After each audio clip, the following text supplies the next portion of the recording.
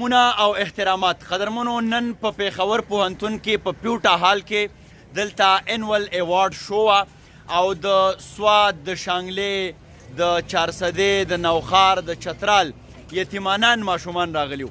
هغه ماشومانو دپاره دلته یوه غونډه را جوړه شوې وه ماشومانو پکې خپل د هنر مظاهره هم وکړه په تیره تیره مشران راغلیو او هغو ته د ژوند جواک د تیرولو طریقې خوشحالۍ هغه یې ورسره هم شریکې کړې په دغه لړۍ کې زه هم راغلی وم ما وی چې خپل د برخې یو کردار ولوبو نو دې ځوانانو وی چې خبرې خو په خپل ځای باندې په ناڅاپي خو به کوو او کوو نو موږ خو اوس په ناڅاپي باندې بدنام شوي وو دا ځوانان دي دا به هم اورم او د ټولو ځوانانو ته به زه هم یو څو شعرونه ویم ځوانانو را مخکې شئ ښه دا شعرونه دي دا د همت دي د جرت دي د حوصلې دي چې الوتله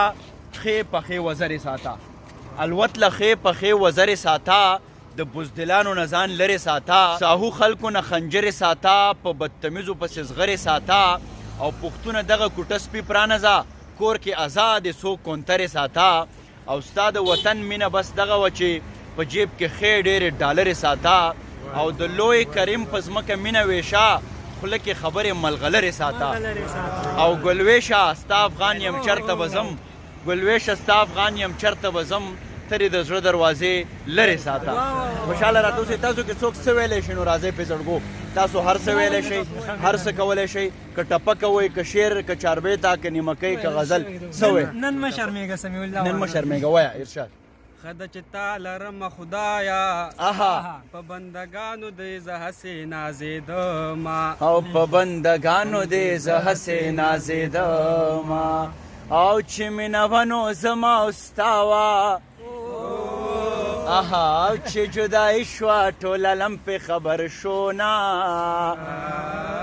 او چې جدایي شوه ټول علم پې خبر شو نه او په ما د ټول کلی خبر وکړو هو پتا د یو دادا خبر دی زړه دې چوي نه پتا د یو دادا خبر دی زړه دې چوي نه آها بل ملګری پکې شته کم ځوان را مخکې کېږه زړګیا وایه ښه همت به ساتي زړه به غټ ساتي ارشاد او ته چې زی اخر بلاړ شي وای وای واه واه واه واه واه ډېر ښه او ما ته ګړی پګړی مه وایه چې ځم آها او په دعاګانو باندې وجنم وای وای وای زما په خوله تا ته خیرې کله راځي نه وایه اسماني تندر شوي جانانا آها ډېر ښه مارا پریوتې زرې واه واه زرې د کړما او په ما را پرېوتې زرې زرې د کړما آها او په پلار مې بله جرګه وکړه هو که درې نه کړم بیا به زه بې خونده یم واه واه واه واه د لپاره د لاسونو ډېره پړقاو کوي